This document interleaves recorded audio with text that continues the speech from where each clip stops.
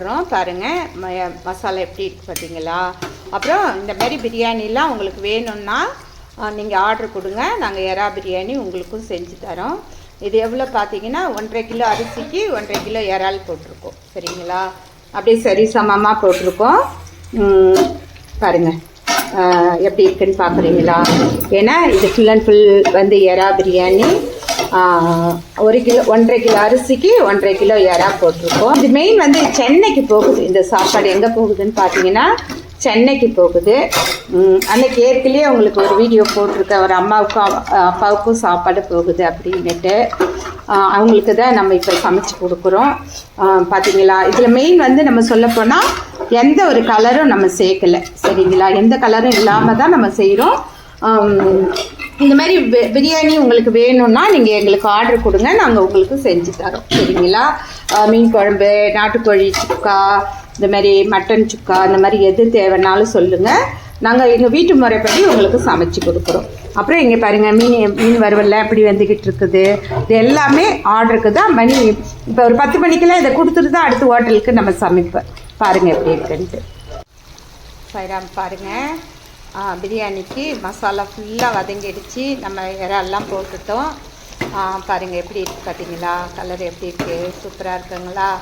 இப்போ நம்ம அரிசி போட போகிறோம். போடுமா, அரிசி போடுறேன். அரிசி இது ஏன் இப்படி நான் போடுறேன்னா, நிறைய அரிசி நம்ம 1க்கு 2 அளந்து தண்ணி வச்சு போடுவோம். மெயினாக இப்போ நம்ம இதில் போடுறோம் இல்லைங்களா, இது ஏன்னா இந்த அரிசி வந்து இதில் நம்ம கிண்டிட்ட போது இந்த எண்ணெய்லாம் அது மேலே ஒட்டிடும் இல்லைங்களா.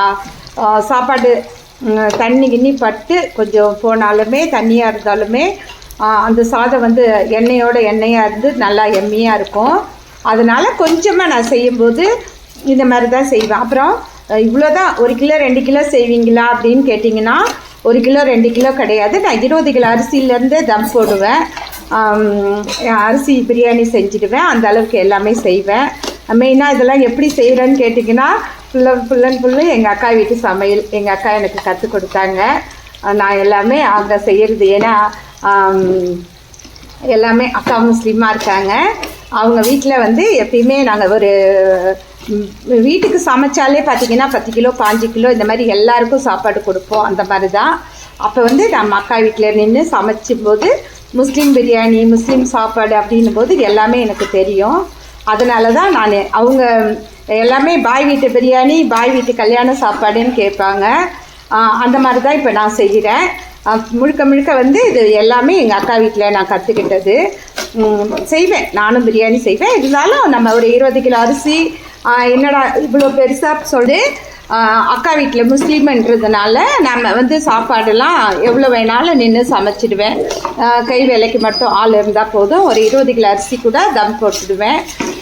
ஏன்னா அக்கா வீட்டில் எங்கள் வீட்டில் எல்லாருமே நாங்கள் எல்லாம் சேர்ந்து சமைப்போம். ஆள் வச்சு சமைக்கிறத தாண்டி நாங்களே எல்லாமே செஞ்சுடுவோம். அந்த மாதிரி தான் இப்போ நம்மளும் சமைக்கிறோம். இந்த பக்கம் பாருங்கள், ஒரு இது மீன் வறுத்து எடுத்தாச்சு. அடுத்த மீன் வெந்துக்கிட்டு இருக்குது. சாப்பாடு ரெடி ஆகுது. மெயினாக வந்து இந்த சாப்பாடு வந்து சென்னை போகுது. அதுக்காக தான் இப்போ காலையிலே எழுந்திரிச்சி 6 மணிக்கெலாம் எழுந்திரிச்சி சமைச்சிக்கிட்டு இருக்கிறேன். கொஞ்சம் சீக்கிரம் எழுந்திரிக்கலான்னு பார்த்து தூங்கிட்டேன். அதனால் 6 மணிக்கு சமைக்கிறேன். இது ஒரு 8 மணி ஆகிடுச்சு. இப்போ எல்லாமே ரெடி பண்ணி வச்சுருந்ததால் குயிக்காக ஆகி போச்சு. இப்போ நம்ம ரெடி பண்ணி சீக்கிரமே இப்போ சாப்பாடு கொடுத்துட்டு அடுத்த ஹோட்டல் சாப்பாடுக்கு நம்ம சமைக்க ரெடி ஆகிடுவேன் நான். மீன் குழம்பு எல்லாமே ரெடியாக இருக்குது. இப்போ நம்ம இதை கொடுத்து அனுப்புறதுக்கு எல்லாம் ரெடி பண்ணிட்டுருக்கேன். சைராம் இப்போ பாருங்கள், நம்ம தண்ணி ஊற்றுறோம். பாருங்கள், 1க்கு 2 தானேப்பா. பார்த்தீங்களா, தண்ணி ஊற்றியாச்சு. இனிமேல் தம் போட்டுட்டு எப்படி இருக்குன்னு உங்களுக்கு காமிக்கிறேன். பாருங்கள், சாப்பாடு தம் போட்டுட்டு காமிக்கிறேன். எல்லாமே கலந்துட்டோம் இது. சரிங்களா, ஆனால் இது பாருங்கள், இது எப்படி பார்த்தீங்களா, எப்படின்னா 1.5 கிலோ அரிசி, 1.5 கிலோ வந்து இறால். உங்களுக்கு இந்த மாதிரி பிரியாணி யாருக்குன்னா வேணும் அப்படின்னு சொன்னீங்கன்னா உங்களுக்கு நான் செஞ்சு தரேன். தூரமாக இருக்கிறவங்க வாங்க, கால் பண்ணிவிட்டு வாங்க. நீங்கள் சொல்லிட்டு வந்தாலே போதும், நான் சமைச்சு வைக்கிறேன், நீங்கள் வந்து சாப்பிடலாம். சரிங்களா, இது வந்து நமக்கு ஒரு ஆர்டருக்காக சமைச்சிக்கிட்டு இருக்கேன். சின்ன ஆர்டரு பெரிய ஆர்டருலாம் கிடையாது. ஏன்னா ஒரு அம்மாவுக்கும் அப்பாவுக்கும் இந்த சாப்பாடு போகுது, அதனால் செஞ்சிட்ருக்கேன். சைடா